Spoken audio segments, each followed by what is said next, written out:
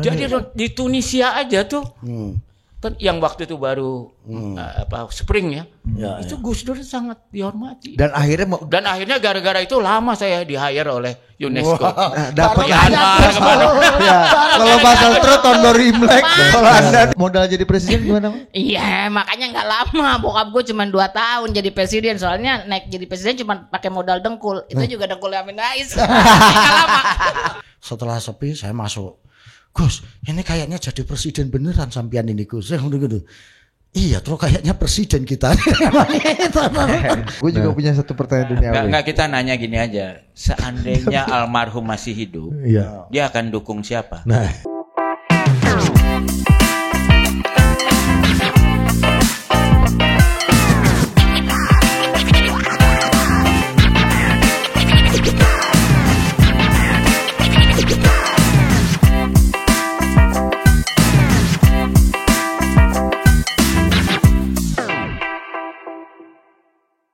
Oke, welcome to Total Politik.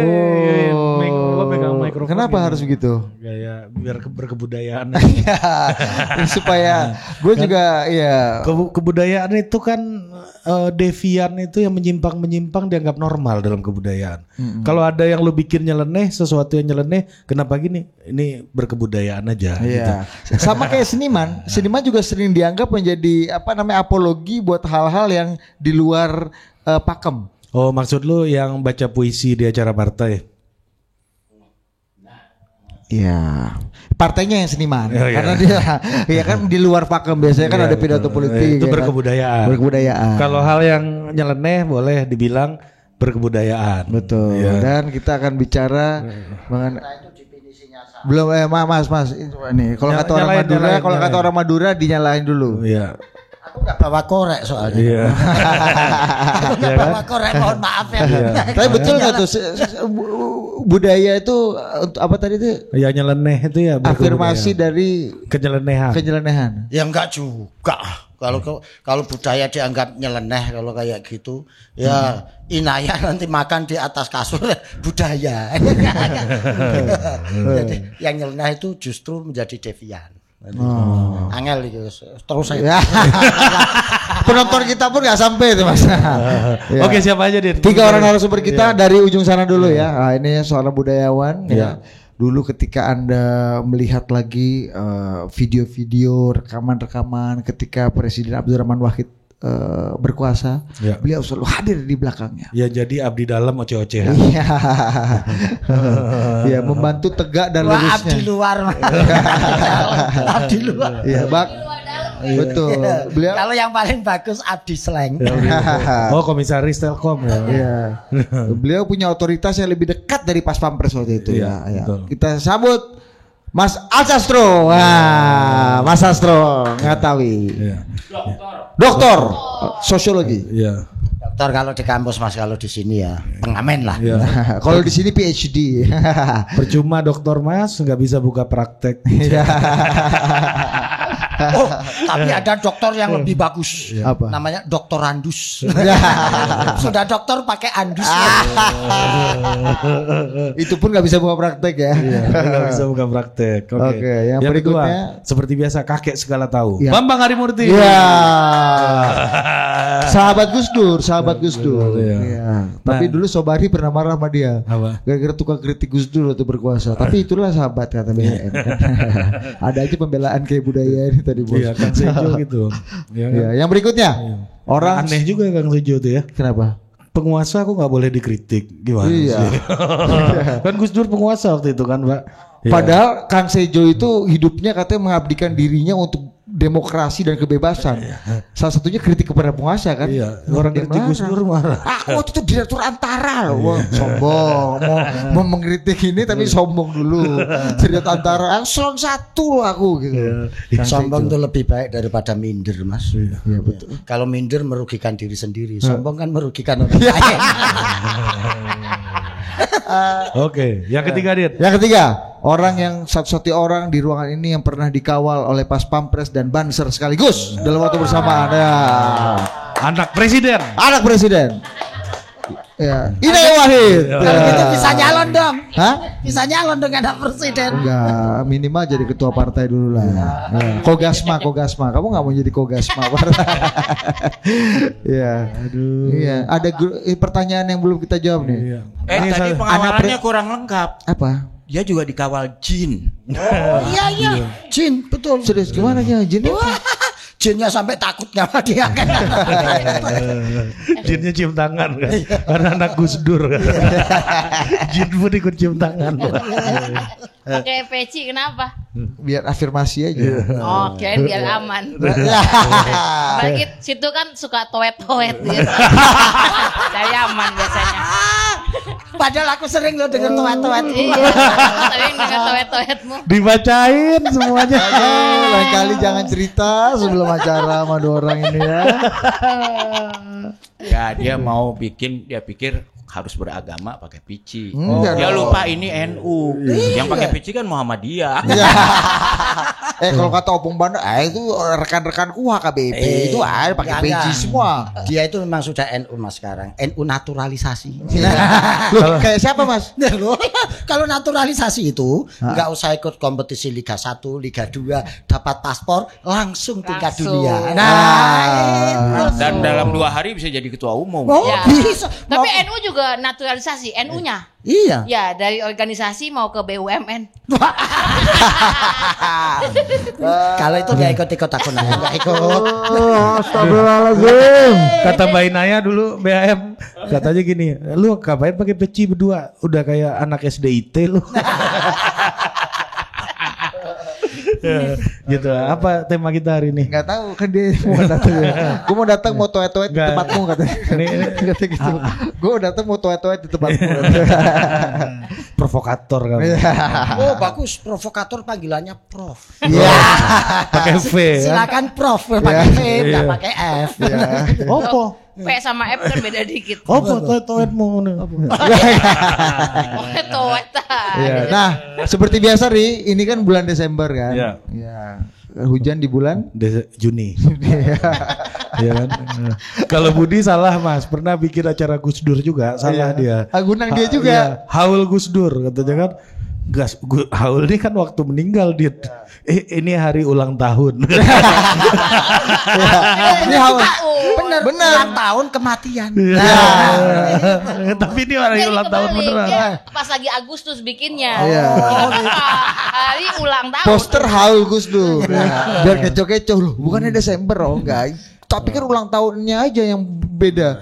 Haulnya pun ada 2 hari katanya. Oh gitu. ya, dia mungkin tuh bulan Hijriah. Iya. Ada orang juga yang haul diperingati bukan hari kematiannya, kematian secara perdata juga banyak. Ya kita mulai dari Mbak Inayah dulu nih. Iya. Kalau untuk presiden atau keluarganya nggak pernah salah. Kalau jalan nabrak pohon, pohonnya yang salah. Kalau Jadi main- kalau tanggalnya salah, itu kalendernya yang Dirubah, kalendernya dirubah. Iya. kalau Tapi kayak Mbak Inayah ini kalau main biola partiturnya yang ikut dia ya, bukan dia yang ikut partitur. Kalau suaranya nggak enak itu karena kupingnya yang salah. betul, bukan karena suaranya. Ceta, Mantap. ijane ngomongkan siapa? Hah? Ngomongnya sopo tuh? Nggak ada ini kesadaran diri Kesadaran aja. diri. Itulah Omongan enak, presiden. itulah enaknya berkebudayaan ini Mas. Iya. Tafsir suka-suka. Ini kan namanya toet-toet. Toet-toet. Jadi refleksi. Refleksi itu pijet. Refleksi. Aku kesini tuh mau nganterin undangan. Gimana? Gimana? Undangan Ayo, masuk. haul. Nah, gimana tuh? Hari ulang tahun nih. Bukan. Peringatan meninggalnya Bapak. Oh. Iya, iya. Ya, Setiap Desember. Bapak kita Presiden. bikin 16 Desember. Kali tahun ini apa Mbak? Haul Gus Dur tahun 2023 ini di tahun politik. Iya, kita mau ngomongin soal peninggalannya Gus Dur. Kan kita mau ngomongin, ya biasanya kan gitu tiap haul kita pasti ngomongin peninggalannya Gus Dur, ya kan? Aku janganlah nggak setuju aku. Kenapa Mas? Gus Dur tuh nggak ninggalin apa-apa masa. Dia aja sampai terlunta-lunta. Dia keleleran kemana-mana Mas. Iya, nggak benar. Ini enggak, tapi aku benar ini peninggalannya Gus Dur. Gus Dur itu serius? jangankan meninggal, pas masih hidup aja udah ninggalin anak. Anak istri kan diurusin gitu. Enggak bercanda. Jadi peninggalan Gus Dur. Peninggalan Gus Dur. Nah, kalau yang untuk tahun ini sengaja kita ambil temanya peninggalannya demokrasi. Kalau tahun lalu kan NU. Ya kan peninggalan. Jadi Gus Dur tematik ya tiap tahun tuh ya. Iya dong. Lagi tahun apa yang tarung temanya itu gitu. Iya. Ya, sengaja. Jadi sepanjang bulan Desember itu yang kita bahas. Nah, tahun ini demokrasinya Gus Dur. Bukan demokrasinya Gus Dur, maksudnya gini. Peninggalan demokrasi yang dibawa sama Gus Dur. Nilai-nilai. Kalau demokrasinya Gus Dur, entah saya beberapa ngomongnya gini, iya deh si paling demokrasi. Padahal maksudnya bukan itu. Maksudnya adalah demokrasi yang dulu dibawa sama Gus Dur, dia gimana sih gitu peninggalannya gitu. Gimana? Ya gitu. Itu ini yang lebih tahu ini. Iya. Gue takut. Ini yang suka ngelitik kan. Kan itu bagian dari demokrasi katanya. Ini kalau ada tadi Budi mau ini juga tadi yang suka ngeritik udah didatangin. Yang berseberangan mau didatangin juga sama Budi tadi sebenarnya. Siapa? Yang bisa bikin bubar tongkrongan ini. Siapa? Caimin.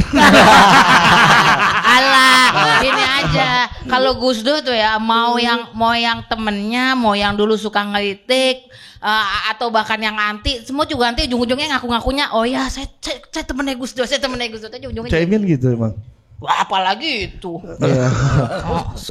Lu kalau bikin judul peninggalan Gus Dur gini bisa-bisa Kang Sejo interupsi. Lu aku tuh masuk peninggalan gitu. Tapi aku ini sebenarnya kena prank. Dia bilangnya ngundang aku ke sini sama Inayah, kita dikasih kesempatan roasting mereka. Enggak lah. Enggak ada. Belum pantas, Mas. Bayang kan Belum kalau pantas. roasting mereka. Ada anak presiden yang paling layak untuk. Aku mau dengar kalau roasting mereka. Enggak, belum pantas kita di roasting udah. Iya. Belum. BHM itu pinter tapi kurang lucu. Jadi Nah, karena acara sini aku udah bilang, kalau aku duduk mau melucu bareng dengan Inayah, aku jadi kelihatan dungu dan kelihatan tua itu. Tapi kelihatan dungu itu lebih bagus daripada kelihatan pinter tapi nyatanya nggak pinter. Nah, itu lebih bahaya. Oh, bedanya sama dungu apa, Mas? Nah, kalau kelihatan dungu artinya dia pinter. Tapi kalau kelihatan pinter, dia belum tentu pinter. Ini sama kayak. Jadi ada kejutannya, elemen of surprise. Ini sama kayak ini ungkapan yang mengatakan lebih baik hampir kalah daripada hampir menang. Nah, Iya kan? Iya. Kasih dulu BHM. Apa kritik-kritik Anda lebih dulu? baik seperti orang waras daripada seperti orang gila daripada seperti orang waras. Nah, kalau lebih baik seperti kata bapakku, lebih baik sakit hati daripada sakit gigi. Itu Maggie Z. Ayo Moga-moga Mas ini kasih Pak. dulu BHM. Iya, soal warisan Gus Dur demokrasi ini, peninggalan Gus Dur tuh demokrasi katanya. Iya, enggak, karena gini, kalau orang sekarang ngomong demokrasi kayaknya apa sih demokrasi udah ada gampang gitu kan. Padahal waktu Gus Dur berjuang melalui Prodem itu For them. ya. Pintar juga dia ya. Iya. Padahal belum lahir waktu itu. Gitu ya, boleh juga ya. Ada kan salah satu ininya eksponennya Profesor Asikam itu katanya orang yang rakus, Mas. Ya. Kenapa? Karena botak dan gondrong sekaligus. Ya. Biasanya botak aja, gondrong aja dia kawannya dua sekaligus. Itu karena dokter di Hawaii. Oh. Itu lulusannya dari Hawaii. Iya. Dia wajar lah gitu. Ya, dia mau cari lucunya di mana nih? Iya, enggak tahu kan, enggak tahu kan. Enggak. Enggak tahu ya. Tapi Hawaii di mana tahu kan? Tahu. Hula-hula. Tahu, saya tuh nggak gini, saya tahu kalau itu tuh semua saya paham. Saya nggak paham cuma Orde Baru karena waktu saya masih kecil. Ini nyindir. Kecil ya. Aku masih kecil. Iya. Kalau Inayah makin kecil, masih kecil, Budi masih segini. Masih nak kan. Oh, masih nak kan. Iya, kalau di Madura tuh nggak ada TK. Mungkin TN, Tamana kan. Mungkin masih perlu masih perlu diberi asupan asam sulfat. Waduh, makin menciut. Oke, bahkan saya dan Budi itu jokes tempo gitu ya, jokes tempo ya. Bahkan saya dan Budi ini masih kecil waktu Mbak Inayah di istana loh. Iya. Kami SD loh ya. SD ya. Emang Inayah pernah di istana? Nggak tahu, gue masih kecil. Iya. Lu nggak angkat-angkat waktu pindahan tuh nggak ikut angkat Olimpik, bos. panci apa gitu-gitu? Panci kan gue udah bilang, udah lagi ngangkatin panci kan udah selesai tuh di istana kan. Suruh keluar katanya ya udah lagi beres-beresin panci tiba-tiba Tapi- kata bapak, wah nggak boleh ini punya negara gitu. Ya kita pokoknya datang nggak bawa apa-apa, pulang ya nggak bawa apa-apa gitu. Panci aja enggak boleh dibawa ya. Ya bukan nggak boleh. Padahal tetangga saya kemarin sak pancinya saatnya dibawa pulang dari kantor itu ada. Ada yang bawa sak WC-nya. Menteri loh. Siapa tetangganya Mas? Mas Astur siapa? Spill. Yang WC siapa? Menteri Ada KLH. teman saya. KLH. kalah. Oh, bukan KLH itu kan Lingkungan hidup. lingkungan hidup. Jadi harus bersih semua. Ya. Sampai WC Jangan meninggalkan sampah, ya, Iya, ya. WC kan Jangan sampah. nyampah. Iya, jangan nyampah. Saya, juga. Mas, ini kan orang yang paling merasakan demokrasinya Gus Dur. Sebagai teman bisa ngkritik. Nah, itu gimana sih, Mas? Coba. Betul, bisa kritik dan gak takut diserbu banser. Wah, padahal Oh, iya, itu. Padahal bansernya udah marah. Ya kan? Ya. Ya, tapi kan kita tinggal telepon Mas Astro. Mas, aku mau diserbu banser. Nah, Tapi aku mau nanya nih, apa bedanya orang dikritik emang woles saja sama emang nggak mau dengerin ayat aja? oh enggak, kalau Gus Dur tuh gimana ya, susah ngeritik Gus Dur karena dia tuh kita mau kritik, dia balas dengan humor, selesai. Saya baru tahu saat itu. Selesai kritiknya kan, masalahnya belum tentu selesai kan. Belum tentu. Karena Gus Dur bilang, kok gitu aja, ya kan? Kok gitu aja? Itu aja kok repot. Kok gitu aja repot, ya kan? Repot kok gitu aja. Iya, ya sama. Itu kan tergantung hukum DM atau MD. Itu Bahasa Asmuni apa Indonesia. Gus Dur itu? Iya. Gitu aja kok repot. Repot kok gitu aja. Abis gitu terus abis ngomong gitu gue tuh langsung yang kecolok gitu kayak. Sri Mulat. Dulu sering digini nggak sama Gus Dur? Dikit-dikit kritik, kritik kok dikit-dikit. Jadi udahlah, kalau sama Gus Dur itu memecah banyak tabu. Bayangin ya, orang nggak tahu barangkali. Kasih dekat Nggak dulu. tahu, kamu tahu nggak? Enggak. Zaman dulu yang namanya lahir, merayakan belum lahir. tahun baru Cina itu, Imlek. Imlek huruf Cina aja nggak boleh. Iya. Ya kan? Masa sih Orang mesti bisa ditangkap. Bayangin, tiba-tiba oleh Gus Dur dibebaskan. Sekarang kita tiap tahun baru Cina kan wah rame mana-mana. Diundang saya kalau Diundang, tahun iya baru kan? Cina, Iya. barokahnya Gus Dur. Iya, itu. dan Iya. Anda ditanggap di mana-mana Mas. ya? Iya. Katanya sekarang gara-gara Gus Dur Arab Saudi lebih sekuler sekarang. Ceritanya gimana Mas? Bukan. Bukan gara-gara Gus Dur. ini serius ya, ini serius. Tadi sastra. Ini serius nih kan. Tadi nggak Ini serius ya? tadi kan deket Inaya susah serius. Saya pernah kan ya jadi ahlinya UNESCO diundang ke Tunisia. Oke. Ke Tunisia saya bertiga. Satu dari Afrika Selatan, satu dari Jerman, satu dari Prancis, satu saya. Kemudian di situ kita ditaruh di yang namanya komite parlemen mengubah konstitusi. Nah, saya kebagian untuk kemerdekaan berekspresi dan sebagainya. Kan di situ Islamnya banyak yang konservatif. Ya. Akhirnya mereka kasih alasan lah teori-teori yang dari Afrika Selatan pakai teori-teori kan, yang dari Perancis apalagi teorinya filsafahnya banyak kan. Begitu sampai ke saya bilang dulu gini, kalau ini ada satu undang-undang yang di konstitusi tentang kebebasan berekspresi, mereka keberatan karena kalau menghina Tuhan itu harus dihukum.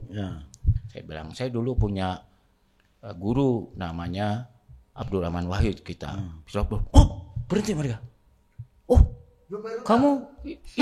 Kamu belajar sama Gus Dur, itu favorit kami. Siapa dia bilang? Dia bilang kalau ada undang-undang melindungi Tuhan, itulah yang namanya penghinaan terhadap Tuhan. Lo orang Tuhan Maha Kuasa kok harus dilindungi oleh manusia dengan undang-undang. Jadi apa kalian mau masukin? Wah dia jam, wah bener katanya Gus Dur, lolos tuh. Serius, ini serius. Nah, jadi di Tunisia aja tuh, yang waktu itu baru Spring ya. Itu Gus Dur sangat dihormati. Dan akhirnya gara-gara itu lama saya di-hire oleh UNESCO. dapat Myanmar kemana. ya. Kalau Basel Tro tahun baru Imlek, kalau Anda nih hari Tunisia ini ya. Pantes ngaku-ngaku temennya Gus Dur. Iya, Ada untung juga lah ngaku manfaatnya. temennya Gus Dur. Tapi Mbak Ida lo baru tahu kan bahwa Gus Dur itu jadi keywords untuk bisa meloloskan undang-undang kebebasan Bukan dan demokrasi. undang-undang, Apa? konstitusi. Konstitusi. Oh, Gila. ya beda dikit dong sama yang sekarang. Ganti konstitusi juga bisa. Enggak dong. Yang ganti konstitusi Gus Dur dan Bu Mega loh 4 kali. Iya. Iya kan? Sekarang nggak ganti. Cuma Kalau ganti kan 3 periode jadinya. Ganti. Kan nggak ganti kan? Iya kan? ya jangan-jangan itu tadi kalau bicara peninggalan Gus Dur terhadap demokrasi. Ya ini satu calonnya ya. Gimana, Yang Mas pertama ini Gus Dur sangat menghargai human dignity istilahnya. Jadi harkat martabat manusia tuh sangat dihargai. Enggak peduli Cina, Jawa. Martabat, Mas. Ini martabat ini. Gak jelas itu. Kalau tempat saya martabak itu langsung dibawa ke rumah sakit. Terus itu langsung di rumah sakit. Tabrakan mah. Martabak. Terus Nah, gimana? itulah. Jadi pengguna. Emang siapa yang jualan martabak? Ini saya Aduh, tuh BHM. BHM itu Mas, tunggu, BHM itu lucu enggak bahaya iya ya? Iya. Enggak, aku enggak begitu suka martabak, suka pisang. Aku itu dari tadi sudah mikir loh, kenapa kok sajian kita ini martabak itu loh? Apa ada pesan khusus Iya, itulah? ini martabak udah dijamin bebas dari asam sulfat. Udah mulai lucu mah hari bapakmu. Asam sulfat. Lanjut. Nah ya itu Gus Dur itu jadi demokrasinya itu menghargai kemanusiaan. Banyak orang yang salah paham wah itu Gus Dur liberal, kan? Agen Yahudi. Lah aku ya bingung, pengecer aja enggak kok dituduh agen. Agen itu kan kalau partai besar, pengecer aja enggak loh kok dituduh agen. Ya itu gimana gitu. Jadi ketika dia menghargai nilai kemanusiaan, harkat martabat kemanusiaan, sebetulnya itu berangkat dari spirit keagamaan karena di Quran itu memang ada walaqad karomna bani adam wa hamalna fil barri wal bahri. Mohon maaf ya Pak ya. Pakai bahasa Jawa ya. Bingung dia. Saya tinggal aminin belakang. Jangan amin. Kenapa? Kalau amin harus ya robbal alamin. Karena kalau politik. Amin. Kobul. Kalau Amin. kalau Nggak ngerti. Kobul. Gue nggak ngerti ri makanya. kalau amin doang subhat. Subhat itu kan orang NU Subhat SE itu kan Bukan asam subhat.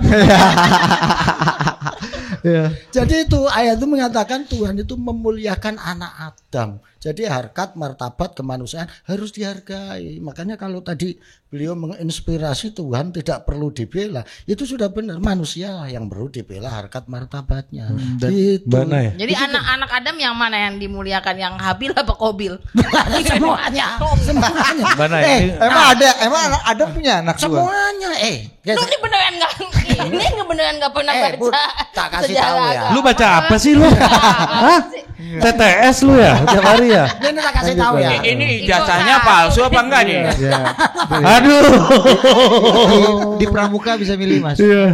Jokes Tempo ini emang Kamu tuh enggak, aku mau tahu dia tuh benar-benar lulus Enggak. S1 atau SMK. Enggak, dia ijazahnya nggak palsu. Kata yang jual asli kan ya? Asli. Iya, malah katanya dilaminating aja Mas. Kita mau yang laminating apa enggak? Mau laminating sendiri apa saya laminating gitu Mas katanya yang jual. Alhamdulillah. Nah itulah. Lanjut. Jadi itu Tuhan memuliakan anak Adam. Kita semua ini turunan Nabi loh. Jangan kira kita ini turunan Nabi kok malah mereka saja yang bilang-bilang gua keturunan Nabi, aneh keturunan Nabi aneh. Nah aneh juga keturunan Nabi. Ada yang enggak setuju, Mas? Kenapa ya? Kalau orang ateis bilangnya keturunan monyet. Mau dibilang monyet dibilang tapi gua bilang Nabi. Ini agak bahaya ya. BHM ini ya. Ya kalau ateis Mas terserah dia bilang Mas, apa. orang ngaku keturunan Nabi boleh berarti. Boleh kita keturunan Tapi Nabi. orang ngaku Nabi di penjara. Jadi artinya kita semua Habib ya. keturunan Nabi. Tapi aku selalu membayangkan mungkin kalau itu di zamannya Gus Dur itu yang ngaku nabi itu nggak bakal dipenjara, bukan karena Gus Dur mendukung, tapi karena gini, kalau Gus Dur buat Gus Dur simpel aja, lu orang gila ngapain didengerin sih, itu aja simpel gitu. Iya, karena kena orang gila nggak kena hukum kan? Iya, kata Cak Nun juga pernah cerita kan Cak Nun, Gus, aku tuh nggak terima, kamu dibilang kafir, dibilang sesat apa, wes apa Cak, habis itu kita nanti sadat lah. Sama. Iya. Nah itulah demokrasi Gus Dur tuh di situ. Jadi sebetulnya ada akar-akar religiositas seperti itu. Nah, penghargaan manusia tuh ada di situ. Apa yang yang mau kita rayakan di bagian apanya? Tunggu lu, jangan serius-serius. Gua ada pertanyaan satu. Boleh. Mbak, gimana rasanya di setiap talk show orang muji-muji bokap lu terus kayak gini nih, Mbak? Oh iya. Enggak, dia pilih-pilih forum sih. Iya, kalau gua sih di kan Petamburan gua enggak pernah, gua ada forum yang muji-muji bokap gua enggak pernah ngalamin kayaknya. Iya, dan dia menikmati pula ya. Bokap gua nah lu tanya si Baltasar aja nih. Lu kalau ada forum muji-muji bapak lu geli gak? Apa lu hadir? Lanjut. Coba Pak, kasih dulu. Ya maksud gue gimana ya gini. Ya gue kemarin suka itu kan sempet joke gue tuh yang apa namanya yang anak presiden susah gitu nyari kerja sampai harus dibantu bapaknya gitu. Itu orang pada banyak yang ngecek terus ngomong gini kan. Lu tuh kalau nggak ada bapak lu juga nggak bisa apa-apa gitu. Lah iya makanya gue sekarang tuh lagi sibuk dagang, lagi sibuk jualan bapak gue. Kayak, lagi maksud gue gini, ya namanya anak presiden gitu ya, lu mau ngapain aja. Iya makanya. Lu mau ngapain aja itu pasti nanti akan dikaitin sama bapak lu. Iya. Iya kan? Susah banget. Iya daripada dituduh ngaku aja sekalian. Iya, dan emang privilege mau gimana? Cuman kan yang gue suka itu adalah makanya gue selalu ngomongin Gus Dur privilege-nya itu dipakai buat melain yang privilege-nya diambil. Itu yang paling penting. Misalnya ya tadi itu. Gimana orang-orang yang belum punya privilege-nya diambil kayak teman-teman Tionghoa itu kan, ya kan? Itu dikembalikan atau Papua dikembalikan identitasnya, harkat dirinya itu. Termasuk Mas Bambang juga tadi sampai dapat proyek. Nah itu sampai jadi ahli UNESCO. UNESCO lo gara-gara Gus Dur Mas. Karena hak bapak saya jadi presiden diambil sama Gus Dur soalnya. Mulai lucu. Alhamdulillah tepuk tangan buat BHM udah mulai lucu ya. Alhamdulillah BHM. Ketularan. Gue nggak pernah merasa ada forum sebebas ini gue ngomong deh. Bentar. Emang bapaknya Pak Bambang emang waktu itu mau nyalon juga. Emang temenan sama Amin Rais nggak? Kalau kata bapak lo apa gimana? Modal jadi presiden gimana? Iya makanya nggak lama. Bokap gue cuma 2 tahun jadi presiden. Soalnya naik jadi presiden cuma pakai modal dengkul. Itu juga dengkul Amin Rais. Nggak lama. Jadi Amin Raisnya hebat ya, bisa naikin presiden, bisa nurunin juga ya. Iya, dia bisa naikin presiden, nurunin presiden bisa. Yang susah dia naik jadi presiden. Itu gara-gara jokes ini nanti gue bagi ke anak pan ya biar dia senang. Ya itu gara-gara Amin. Kalau A+ mungkin bisa jadi. Jadi pesan lu untuk anak presiden lain yang sedang berjuang sekarang gimana, Mbak? Ini serius. Kok jadi serius ya? Ini kayak host beneran ini. Tadi katanya lu nggak boleh serius dia. Sekarang nanya serius. Serius banget. Ini justru pertanyaan yang gak serius. Gue nggak tahu ya, maksud gue gini, kalau gue kan gue nggak akan ngomong deh anak presiden lain harus ngapain ya silakan aja. Cuman kalau gue kan karena ini kan ya, nah itu susahnya bapak gue kan ngasih warisan bukan duit ya. Orang bapak gue aja bokeh mulu kan, gitu. Nah ini beneran, mungkin teman-teman pernah dengar lah ceritanya kakak gue kan ya, waktu dia cerita bokap gue pinjem duit. Ini bokap gue tuh dulu pernah mimpin negara ini, terus tiba-tiba minjem duit gitu ke anaknya gitu. Maksudnya nggak usah lah dia jadi presiden gitu. Ayah minjem duit ke anaknya aja itu kan udah berat banget gitu kan. Nah Inaya ini enggak berat. Yang berat itu kalau pinjam ke negara lain. Itu baru berat. Nah. Itu kalau pinjam ke anaknya. Gue tuh lagi bangun suasana dramatis gitu. Ini Mas Hasto non sewu ini ujungnya pengen ada sedih. Anda ini mau dikasih backsound muasabah nih rencananya Mas Bontong di TikTok. Ini tadi udah mau mulai lagu apa? Yuresmia. Enggak jadi lah udah. Tapi benar ya, saya ingat waktu saya awal-awal masuk Tempo, kantornya di Senen, itu kebetulan di sebelah saya ada meja kosong, ada mesin tiknya. Nah itu suka Gus Dur datang. Biasanya jemput ibunya dia kan, kerja di majalah Zaman di sebelah. Dan Gus Dur itu dulu sering, dia datang jemput istrinya, terus datang biasanya ke Subasa. Mas Subah, aku lah nggak punya duit, honor aku ambil dulu ya, nanti kolomnya belakangan. Di Ijon ya, Ijon tulisan. Baru tahu ini kan Ijon tulisan ini. Itu nagih tulisannya susah nggak? Kan biasanya orang ngutang itu susah ditagih. Kalau Gus Dur, enggak. Dia duduk sebentar, masih ketek gini. Dok. Jadi langsung. Nggak, dia kalau itu masalahnya saat itu bokap kenapa harus ini karena nggak punya mesin tik. Jadi minjem. Nunggu pas lagi ke kantor nyokap baru dia numpang ngetik gitu. Oh, itu isinya udah kepala udah draft aja kan. Cerita itu lagi minjem duit.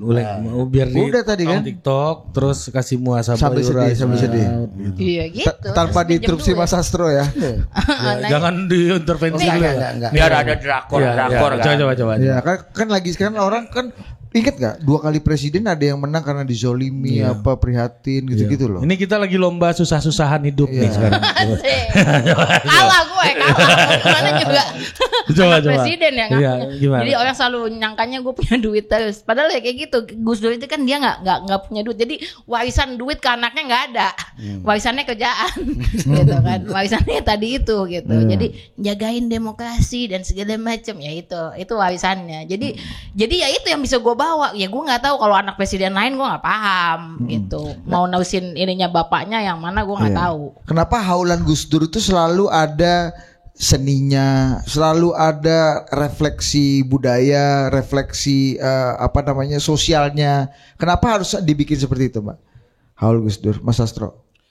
Oh dia ikut serius juga ya? Iya, ini supaya ada konten ini loh Mas. Kita Mas dari tadi ya Allah.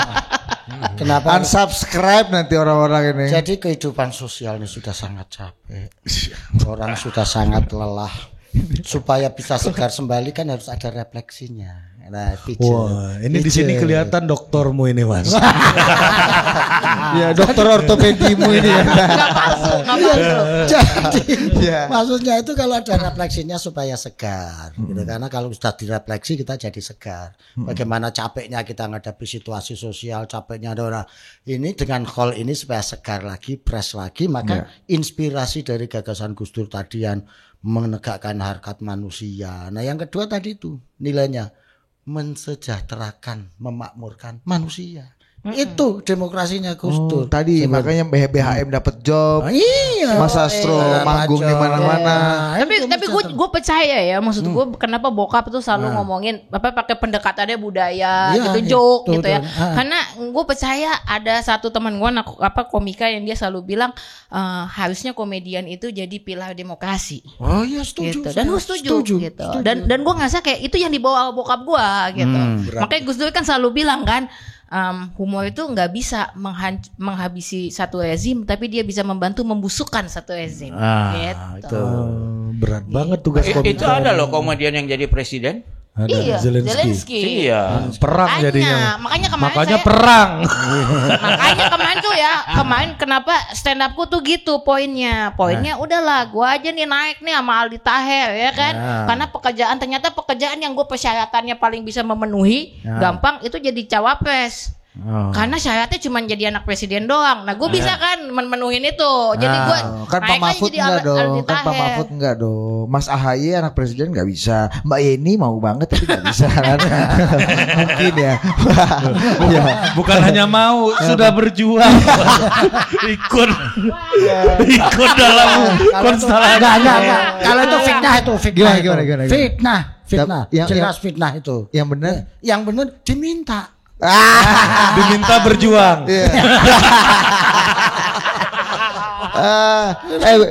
BHM nih kan Puas gue.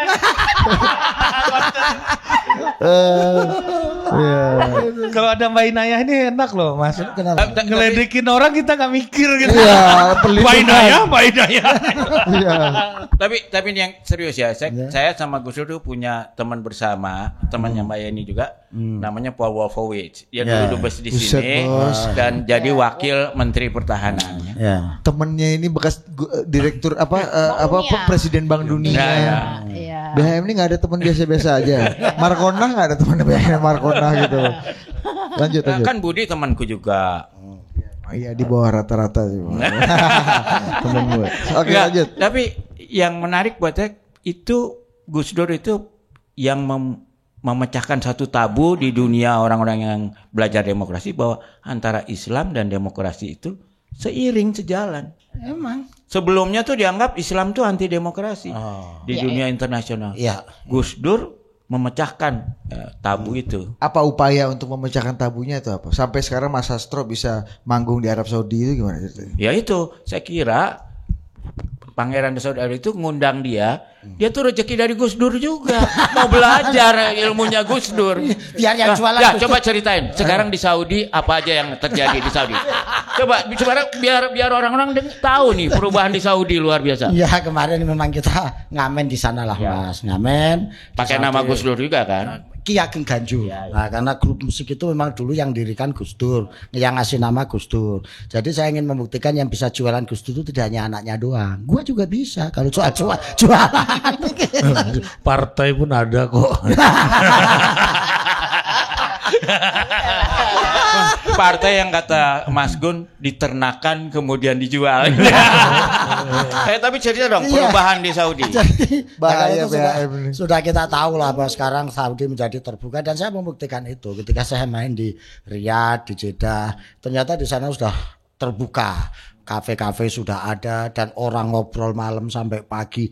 Dulu kan ngobrolnya di rumah-rumah tertutup. Sekarang di kafe-kafe mereka Ada ngobrol. opera ya. Iya, jadi itu orang Lebih musik. berbudaya kan sekarang? Lebih berkesenian. Nah, Gus Dur gimana tuh memecah Nah, ini yang tahu beliaunya. memecah tadi stigma bahwa Gua udah lama tahu Saudi terbuka Mas. termasuk kan ya. Udah lama tahu aku Saudi terbuka Mas. Ya. Ya. Sejak Budi umroh ini. Berarti Saudi udah terbuka nih. Budi umroh. Baca apa lu? ikut depannya aja, Mbak. Oh, Budi sudah umroh. Ya udah dinas. Oh, jadi bener ngiteri Ka'bah itu waktu. Ya kalau depan saya kebetulan ngiter ya saya ngiter, Bang. Saya khawatir dia ngubungi Tugu Monas. Ya. Enggak. Dia abis muterin Ka'bah, dia muterin bin Daud. Indomaret. Indomaret dong. BHM coba Ya. kasih gimana kesaktian Gus Dur yang bisa merubah Satu ya, stigma yang- tidak yang- hanya di Indonesia tapi di yang kontroversial ya menurut saya. Itu kan dulu kan Gus Dur itu membuka hubungan dengan teman-temannya di Israel ya. Bahkan mendapat hadiah dari dari Shimon Peres. Shimon Peres ya. Bahkan saya juga gara-gara itu juga mungkin saya sempat ke Israel juga ya. Dan saya nggak dapat juga. Tapi yang saya pelajarin itu dan sampai sekarang saya jadi punya teman orang-orang Israel, saya tahu apa yang dilakukan pemerintah Israel di sana itu diprotes oleh teman-teman Gus Dur yang orang Israel. Yahudi sendiri. Ya. Ya. Betul. Jadi itu memberi pandangan itu nggak satu entitas yang homogen gitu loh. Justru Bahwa yang Israel bukan orang-orang berarti kayak Zionis, Netanyahu itu musuhnya Gus Dur gitu. Ya, meskipun Gus Dur akrab dengan orang-orang Ya. Israel, tapi keakraban itu justru digunakan untuk membela yang haknya. Iya, tapi ini iya, itu, ya. karena Gus Dur juga akrab sama Yasser Yasser Arafat. Ya. Arafat, iya. Dan Gus Dur dulu selalu bilang itu kalau mau nikem orang harus dipeluk dulu. Aku ingat dulu. gimana Sastro? Ceritanya itu ilmu Gimana? kera. Dulu Gus Dur kan itu membawa salah satu tokoh yang sangat dimusuhi umat Islam. Pak Karena dia Beni. Ya, Pak Beni. Ke pesantren-pesantren, diprotes sama kiai. Ngapa sih Gus sampean iku kok bawa orang ke pesantren itu kan musuhin Islam. Jadi Gus Dur, ini namanya ilmu kera. Ya bagus ilmu kera. Kalau maunya kan harus dirangkul dulu. Kalau dari jauh nggak bisa kita katanya. Padahal juga menyakar Pak Beni kan, memang mau biar Pak Kiai. Pak Beni itu dulu ini pada ikon dia ditakutin ya. Tapi Gus Dur satu-satunya yang bahkan waktu itu merekomendasikan Pak Beni itu dapat HC. Aku ingat banget waktu Gus Dur dapat HC itu di mana ya? Di Prancis apa Prancis. Iya kalau nggak salah. Ya. Karena kan dia dapat HC beberapa kan ya. Nah terus udah gitu pidato lah Gus Dur, dia bilang ini saya harusnya nggak dapat honoris causa nih, saya harusnya dapatnya humoris causa gitu kan. Meskipun nggak kayak Pak Beni ini layak dapat HC juga. Honoris causa.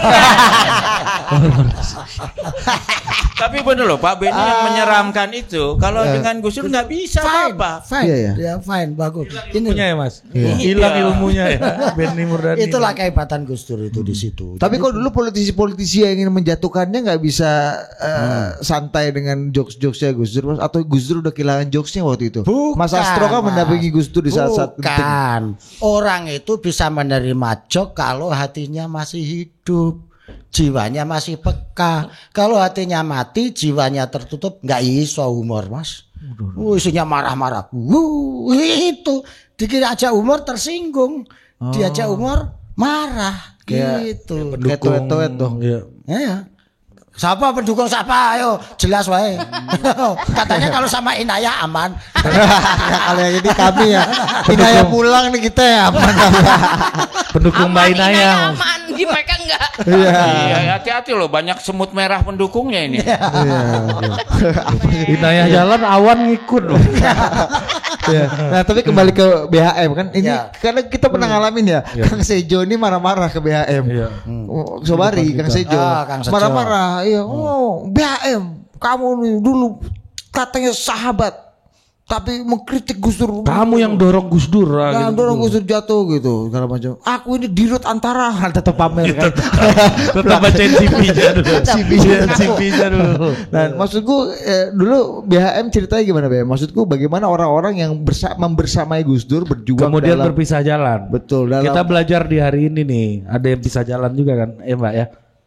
Iya banyak ya, apalagi pada saat penggulingan Gus Dur itu kan banyak yang ya bisa jalan itu, tapi itu pengalaman rada menyakitkan ya, nggak tahu gimana kita mengalami. Tapi kalau menurut saya sih Gus Dur itu dalam periodenya yang singkat aja ya. Kalau saya selalu bilang seperti ini, saya belajar dari teman-teman saya yang beragama Hindu itu kan ada Dewa Brahma yang menciptakan, ada Wisnu yang memelihara, ada Siwa yang menghancurkan.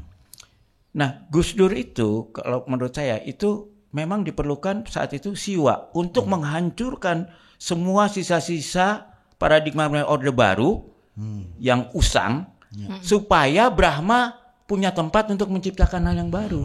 Makanya demokrasi Indonesia itu. Makanya kalau menghancurkan ini nggak perlu lama-lama. Makanya dulu terus terang dulu kita wartawan menunggu hari Jumat. Gus Dur ngomong apa nih setelah sholat Jumat? Itu pasti sesuatu yang menghebohkan. Tapi dulu ketar-ketir gak Anda? Setiap hari Jumat dia lagi enggak. Itu dia lagi menghancurkan paradigma Orde Baru otoritarian ini supaya demokrasi bisa tumbuh di tempat situ. Kalau nggak bisa tumbuh di dalam paradigma yang lama. Menarik. Dulu Gus Dur dekat nggak sama wapresnya, Mbak? Ini kenapa loncat? Ini lagi bagus, ini lagi Siwa nih bos. Lagi Siwa nih bos. Iya kan? Aku bisa bantu jawab. Pokoknya kalau sama Ibu Mega, kalau kita bertamu dibikinin nasi goreng oleh beliau, itu artinya bersahabat. Benar nggak? Sandinya itu ya. Nasi goreng. Banyak kalau mau ngomongin kedekatannya Mbak Mega sama Gus Dur itu ya banyak, itu udah jelas. Sombong banget lu manggilin Mbak Mega kan. Udah akrab Anda kayaknya. Dibrin manggilnya Prof lo sekarang, Profesor Megawati lo. Anda bomba aja Anda. Tapi ini Mas Astro nih yang jadi saksi itu. Gimana Mas Astro? Waktu itu udah besar ya Mas? Siapa? Mas Astro boleh manggilnya Mbak, kalau aku nggak boleh. Tante.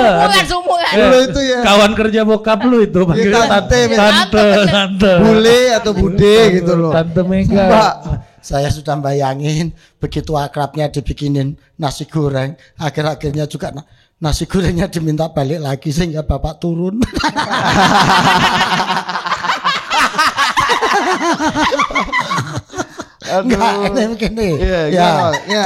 Mengelola ini Gus Dur itu kan bahkan sahabat-sahabatnya Gus Dur seperti BHM gini. Betul. Kemudian juga dibiarkan untuk mengkritik civil society yang membersamai dia. Gimana Mas? Kalau sampean ngomong berseberangan itu enggak menurut saya, karena prinsip Gus Dur itu yang saya tahu, orang bersatu itu tidak selamanya harus berkumpul.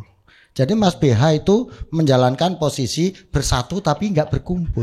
Nah itu jadi bukan itu ya nggak bersatu artinya Mas.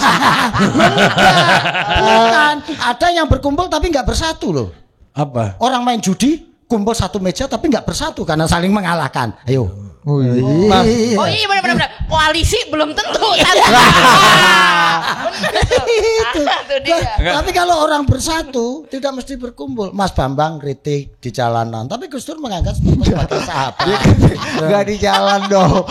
Dia kritik pakai mesin tik dong. Iya tapi jalan tuh Masinton Pasaribu tuh dulu. Hasil dia itu temponya dijual di jalanan. Oh iya. Itu kan banyak yang jual tempo di jalanan. Ya, itu kan masih susah tempo. Di Soto Kudus ya. Nah ini gini ya, hubungan Tempo sama Gus Dur ya kan. Kita dekat dan biasa mengkritik. Sampai anak buah saya namanya Wahyu Muryadi dibajak, dijadiin juru bicara Gus Dur. Bukan protokol, ketua protokol. Kepala protokol. Padahal dia memprotokoli dirinya juga belum tentu bisa.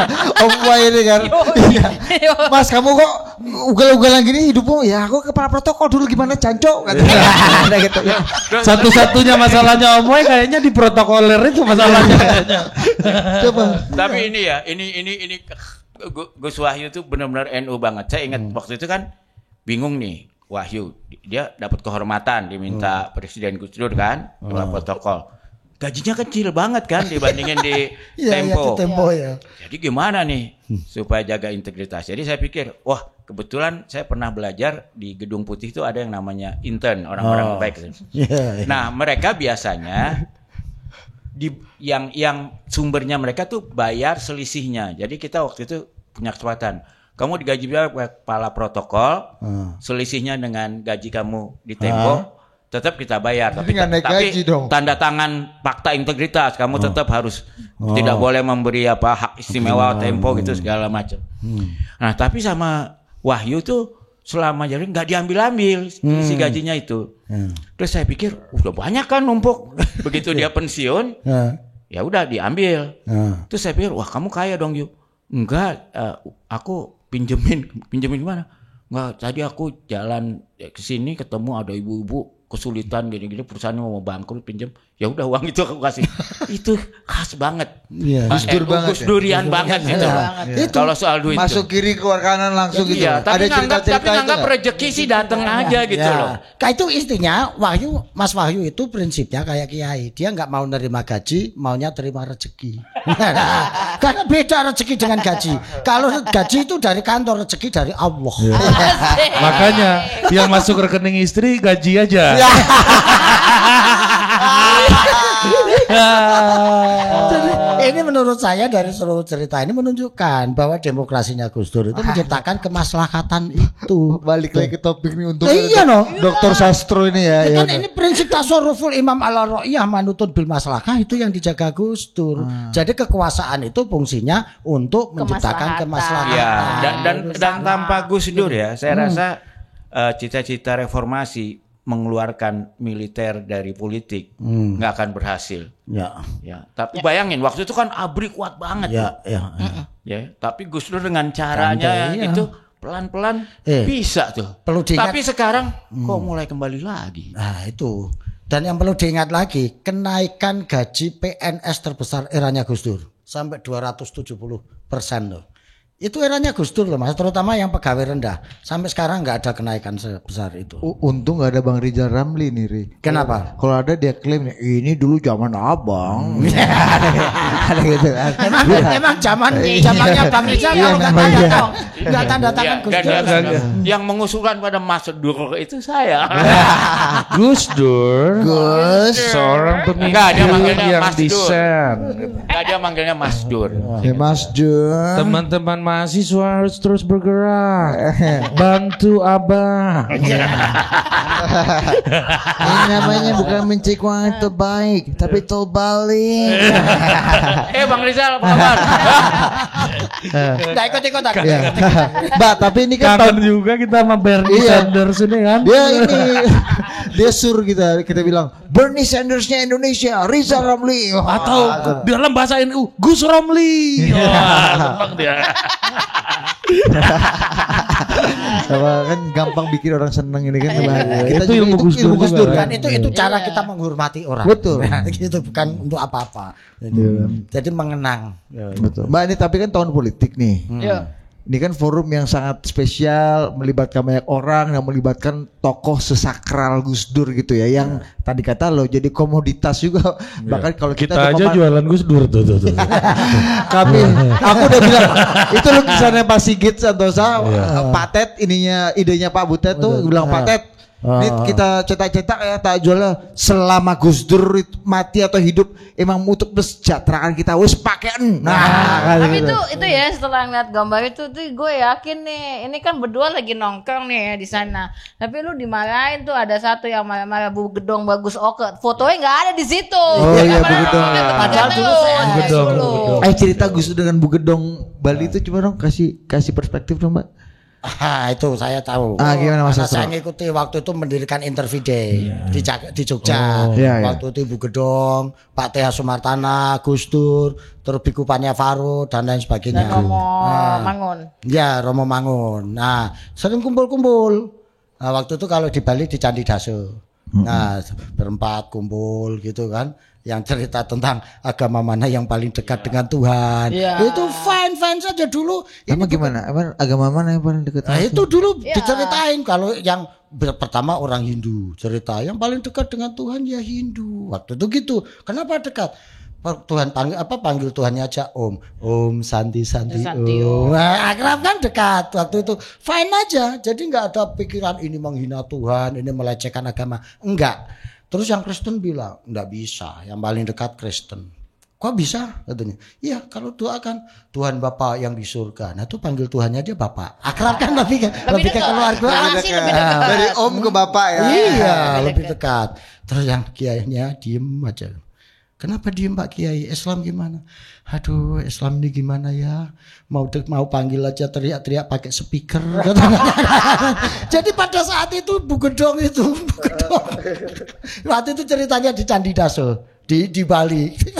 Terus Gus Dur ini ada saja. Tadi ini menunjukkan bagaimana umat beragama itu tanpa berpretensi melecehkan, menghina Tuhannya, tetapi justru cara penghormatan dengan melakukan muhasabah terhadap cara beragamanya masing-masing. Dan itu nggak tersinggung tuh Mas ya? Kan sekarang itu kuping itu tipis, jadi gini. sensitif. Jadi seperti ini. Seperti kalau kita saking deketnya berteman, Iya, kita kan benar. bisa ngeledekinnya tuh, ngerostingnya tuh benar-benar gila tanpa justru itu tanda keakraban, bukan membuat permusuhan. Ya kayak kita ketemu Mbak Inaya manggil anak presiden biasa aja kan, kalau nggak begitu akrab pasti nggak enak manggil anak presiden gitu. Ya, jadi aku pernah nanya Lo sama kalau Mas Gibran lo panggil gitu nggak? Kok langsung diem? Nggak kan lo panggil dia kan? Lo panggil dia kan? Oh lo pakai sepatu buat banser lo gitu-gitu kan ya kan? Alah, Kan yang berkawan sama Mas Gibran kan lo. Lo yang WhatsAppan tiap hari.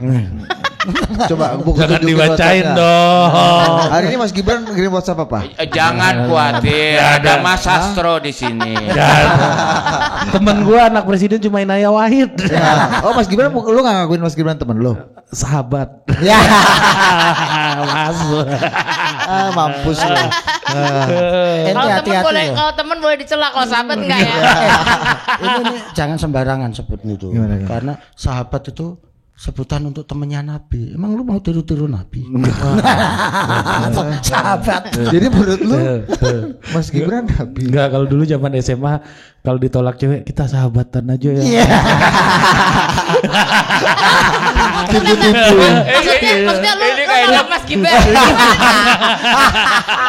Ini kayaknya pengalaman sahabatannya banyak.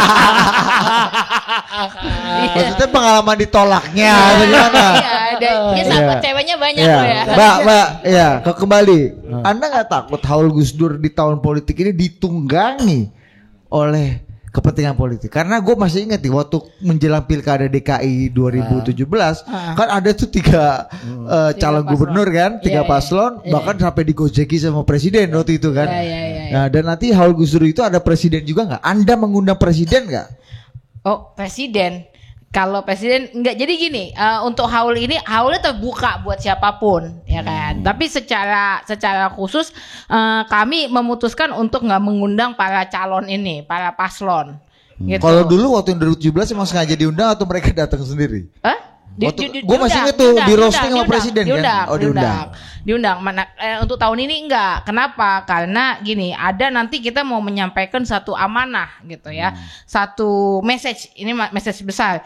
Nah, jadi kita juga nggak mau nanti malah fokusnya jadi ke paslonnya nih, bukan ke message-nya. Itu satu gitu. Yang kedua, kita juga nggak mau publik nih. Jadi beberapa kali teman-teman nih ya ngundang paslon tiga-tiganya, tapi kan nggak semua, kadang nggak semua bisa datang. Nah terus habis itu nanti langsung diklaim, wah ini berarti ngedukung yang ini nih gitu. Begitu nggak datang, yang datang kita dianggap ngedukung yang datang gitu. Kan kita nggak tahu juga, dan kita kan nggak enak juga. Ini kan paslon berarti capres cawapres kan berarti ada 6 ya, ada 6 orang. Kan kita juga nggak enak kalau kita cuma ngasih undangannya 5. Ini Apa tadi? Imin. Lu dengarnya apa? Imin.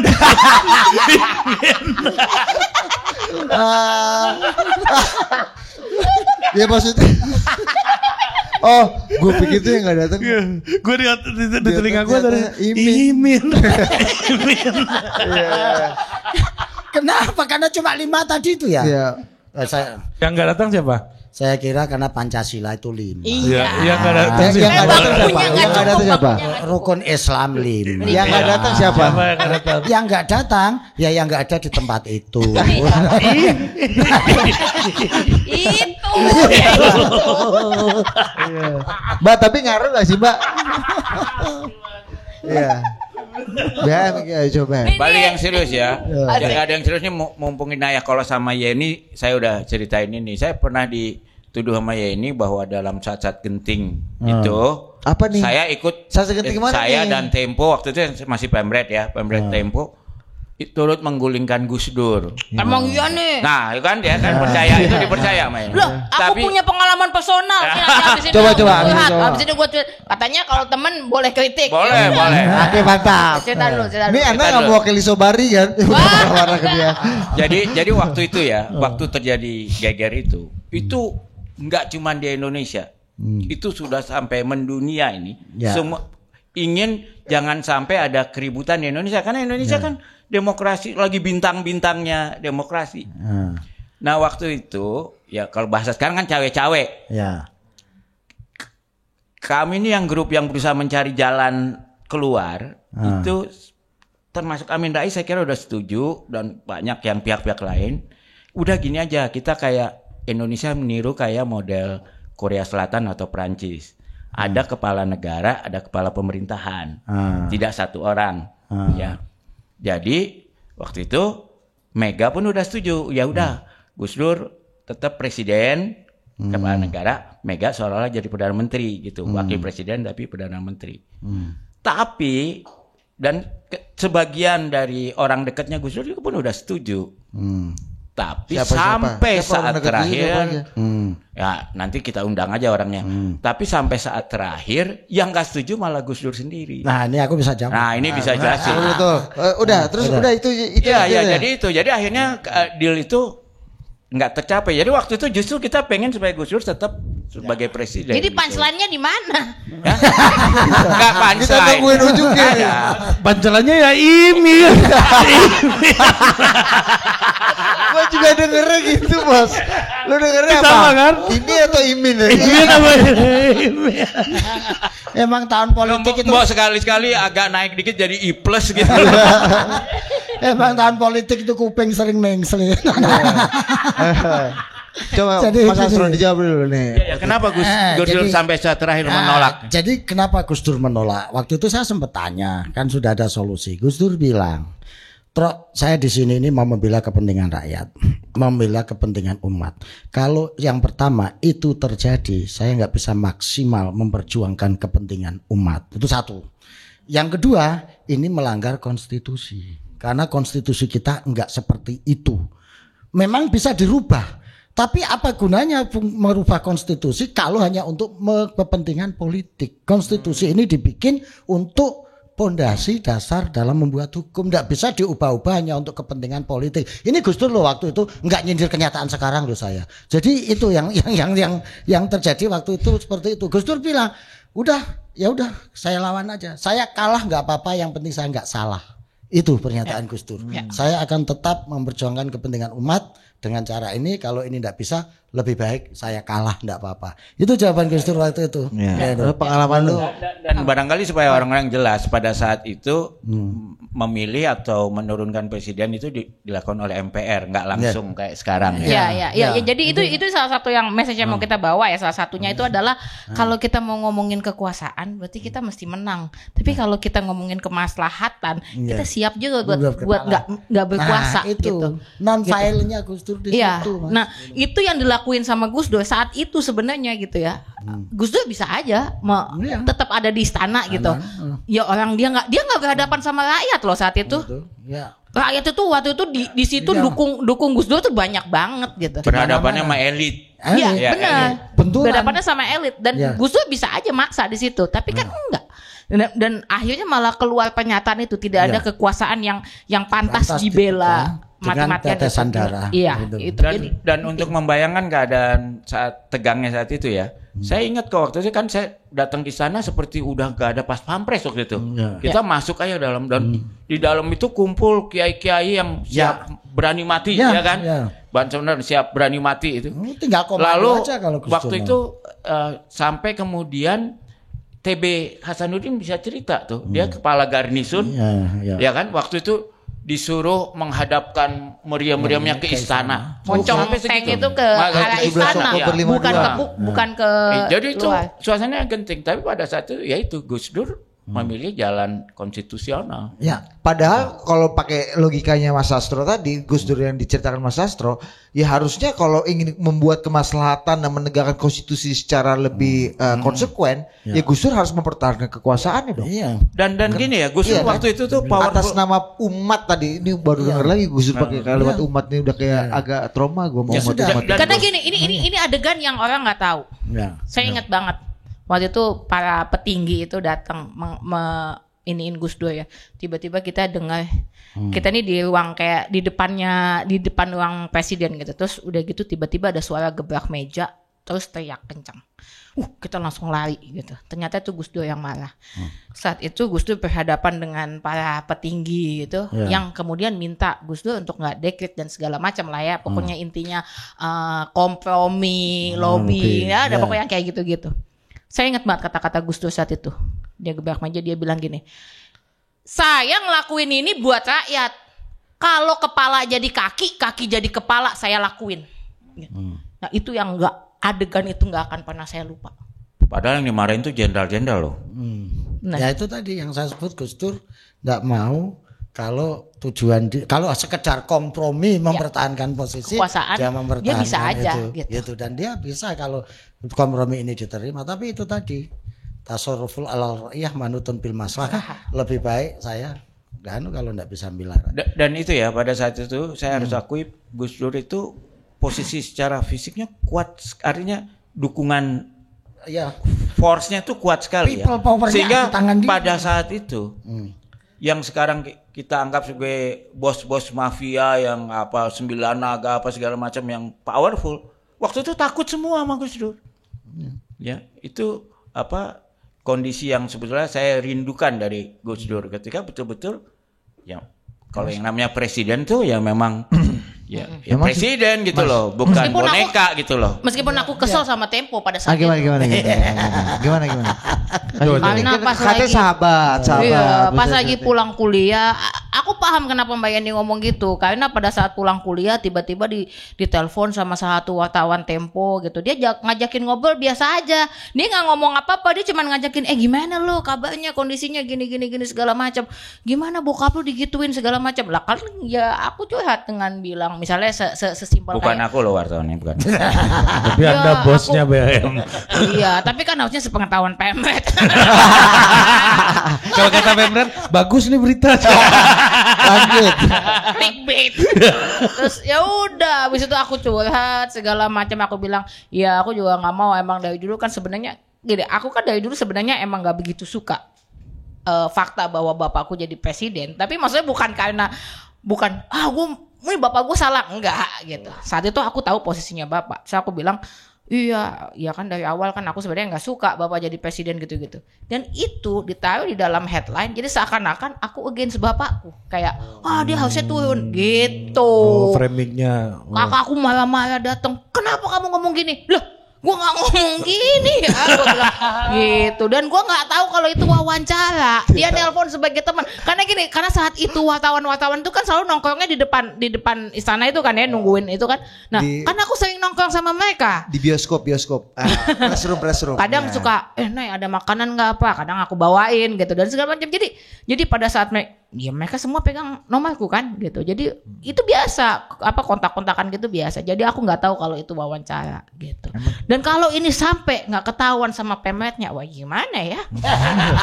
Bos, emang kita wartawan itu nature-nya bos, cari titik lemah di keluarga itu yang mana sih? Cari titik lemah. Weakest link. Ternyata weakest linknya gua. Aduh. Tapi tadi cerita yang gebrak meja itu kayak cerita mantan ketua KPK tuh.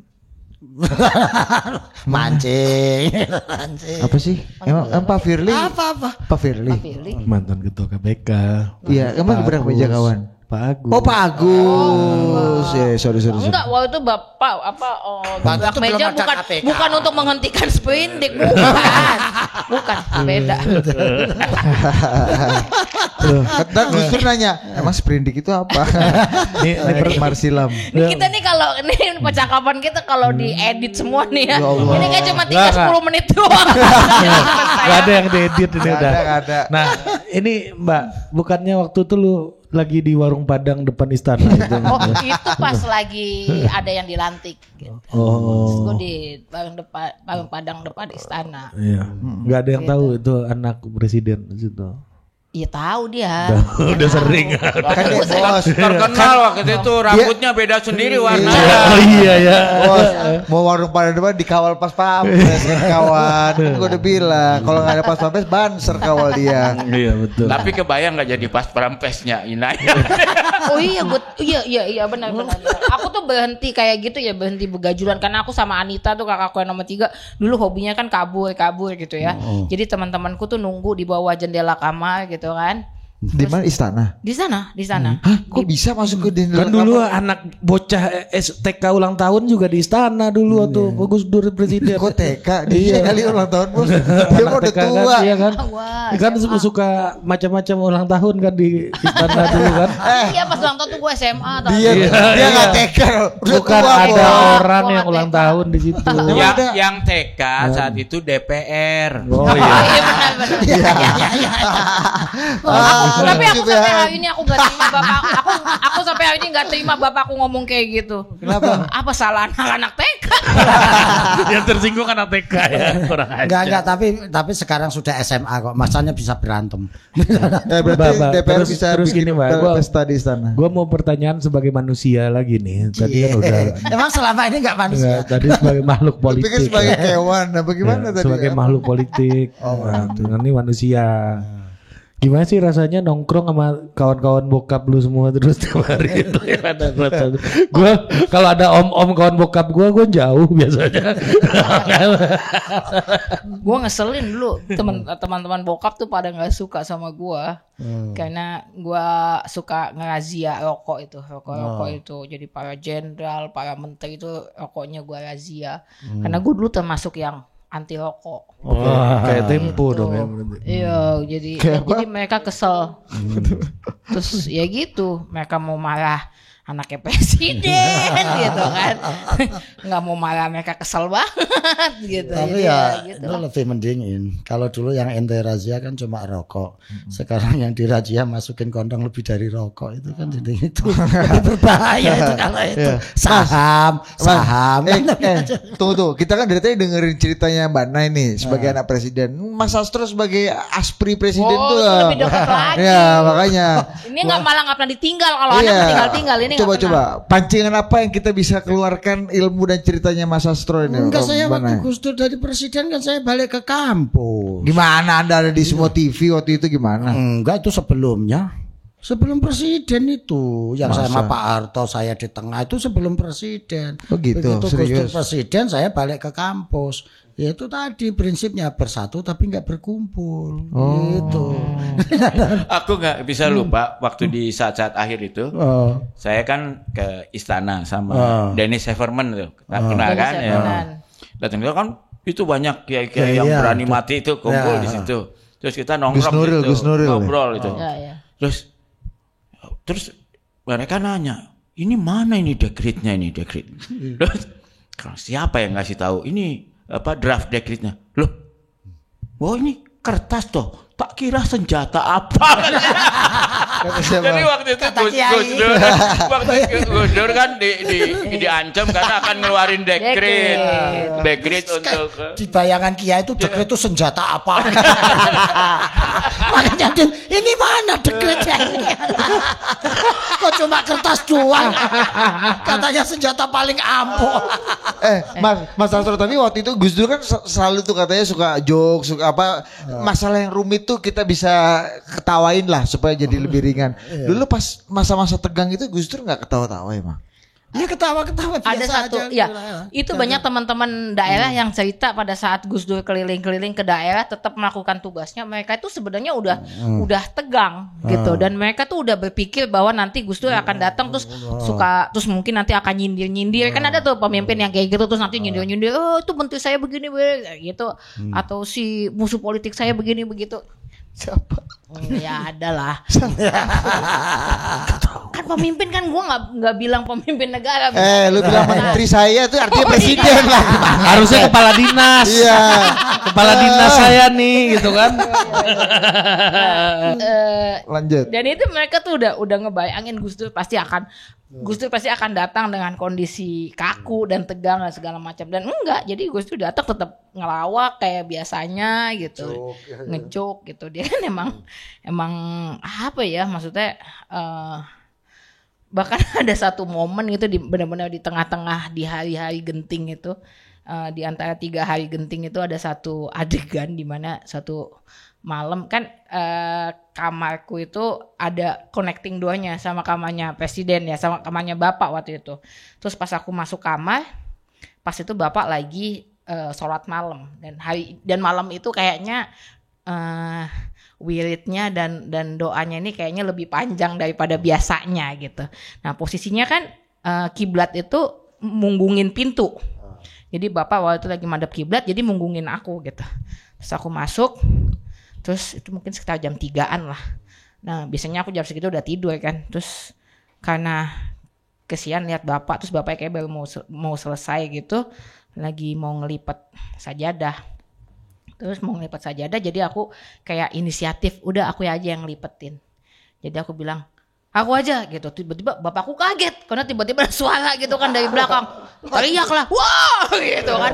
Karena bapakku teriak, aku yang kaget, aku teriak juga. Jadi kita berdua teriak-teriakan tengah malam gitu kan, jam 3 itu. Terus setelah sadar bahwa ini ternyata anak gua gitu, dan kita sama-sama udah pulih dari kagetnya, tuh kita berdua ketawa ngakak gitu. Dan ya nggak tahu, somehow di titik itu kayak kadang-kadang tuh di even on the darkest night itu kadang-kadang selalu aja ada gitu momen-momen di mana yang bisa diketawain lah gitu. Dan Gus Dur itu orang yang paling terbiasa mengetawain diri sendiri. Ya, jadi ini yang membuat beliau punya kemampuan untuk menerima kritik, menerima jangankan orang lain kok menghina saya aja, dirinya sendiri aja diketawain. Itu adalah proses kanalisasi yang luar biasa menurut Nah, kemampuan seperti itu agak penting ya buat para pelaku politik sekarang nih yang lebih cepat sensitif.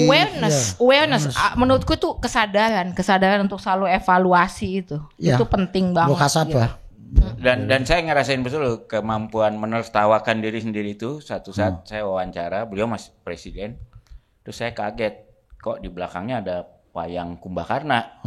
Jadi saya tanya, loh Gus itu favoritnya Kumbakarna? Oh iya, soalnya Kumbakarna itu simbol NU. Apa? Loh maksudnya gimana Gus? Ya Kumbakarna itu kan kerjanya makan dan tidur katanya. Tapi aku udah pikir, wah ini maksudnya gimana? Tapi kalau negara dalam bahaya, dia maju ke depan, paling depan untuk membela negara. Jadi itu jok-joknya Gus Dur itu dalam gitu loh, bukan. Kalau anak muda sekarang bilangnya low profile, high profit.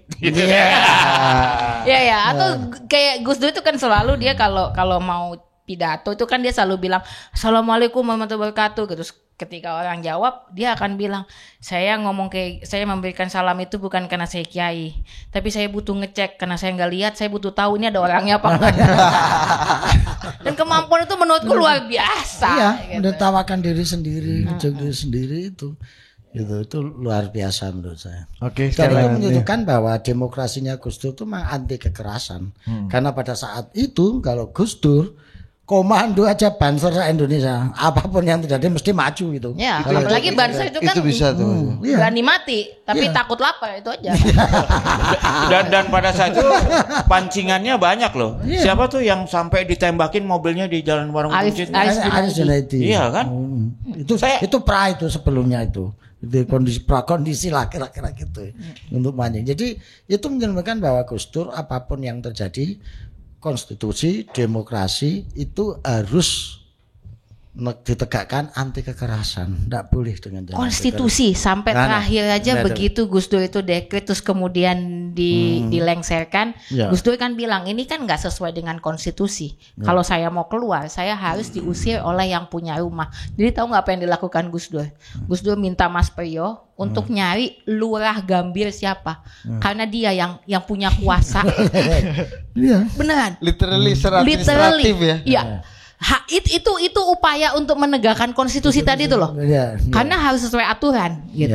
Jadi dia bilang cuman bisa ya udah diusir sama yang punya rumah gitu. Jadi ya udah. Jadi Mas Priyo itu nyari-nyari lurah Gambir siapa Pak Lurah, dan lurah Gambir udah ketakutan duluan gitu. Tiba-tiba dipanggil sama presiden ke istana gitu. Dan saat itu ya cuman untuk itu gitu.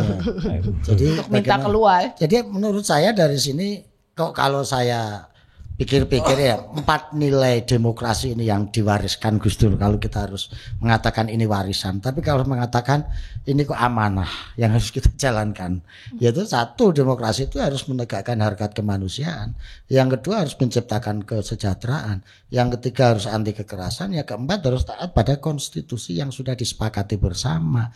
Jadi kalau ada orang sekarang pengen maunya sendiri, ganti dasar negara, mengajukan ini itu dengan mengabaikan konstitusi, itu menurut saya melanggar dari spirit demokrasi yang diamanahkan oleh Gus Dur.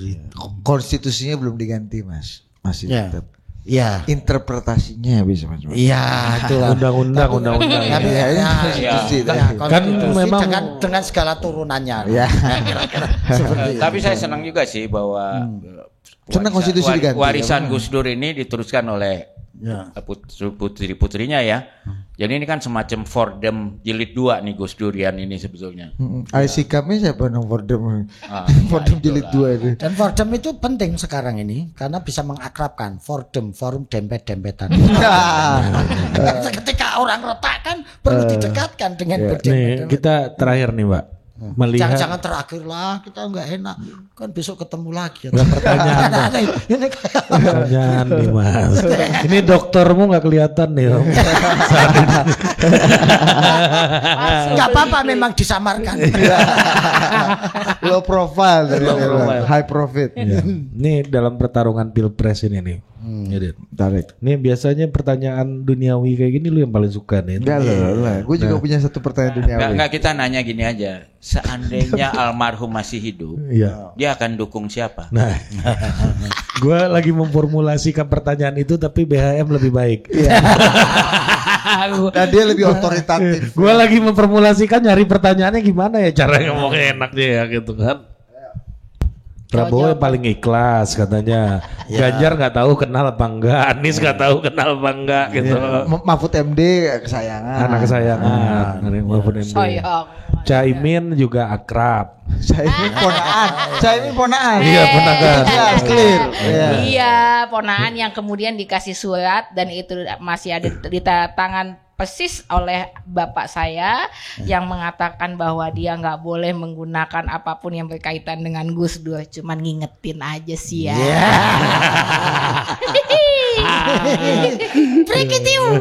Tapi katanya Gus Dur milik bersama. Iya. Kok lu pelit Lah banget? kan itu Gus Dur yang ngomong sendiri, bukan kita. Ya, jadi antara tiga ini nih, kalau Pak Prabowo paling ikhlas, Ya. Pak Mahfud anak kesayangan, Ya. ya kan? Apa Caimin ponakan, ini Gus Dur semua nih. Iya.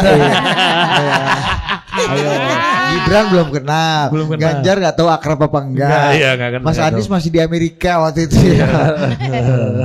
Silakan Pak.